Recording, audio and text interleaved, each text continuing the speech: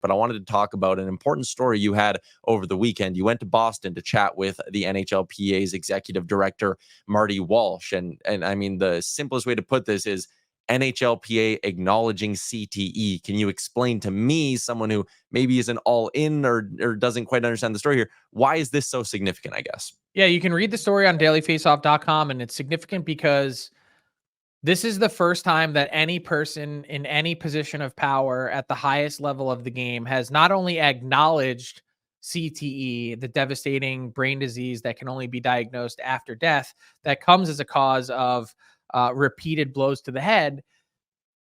It not only did they acknowledge it, but the NHLPA is forming a CTE advisory committee that is going to be made up to start of 10 players. This was unanimously approved at their executive board meeting back in June. It was kept under wraps until Friday night when Marty Walsh received the Impact Award at the Concussion Legacy Foundation Gala. And there he made that announcement that, look, it's time. The NHL has denied the science for a long time, even though the NFL has been on board and outwardly acknowledging it since 2016. Other major professional sports have as well.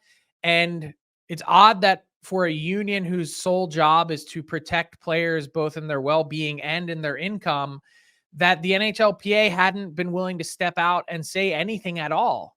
Now they are, and you can tell how this is an important conversation for the players. It's going to start with education.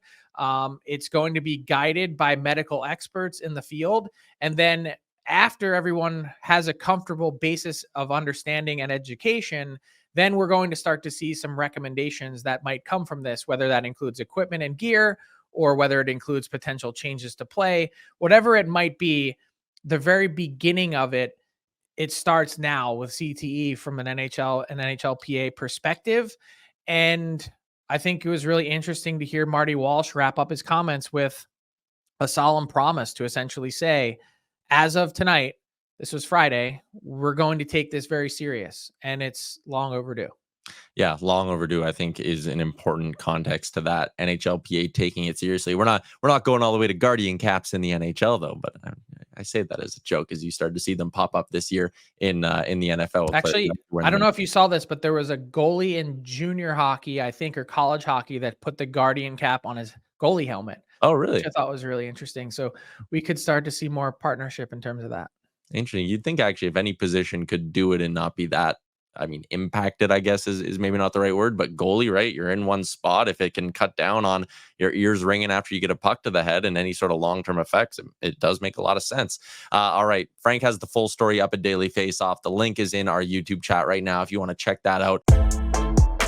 What's up, hockey fans? If you enjoyed that video, then you need to be hitting the subscribe button right here at Daily Faceoff. Exclusive interviews and analysis from our hockey insider Frank Seravalli, fantasy updates from Brock Sagan, and a daily live show at noon Eastern, Monday through Friday. You don't want to miss any of the fantastic content, so hit that subscribe button.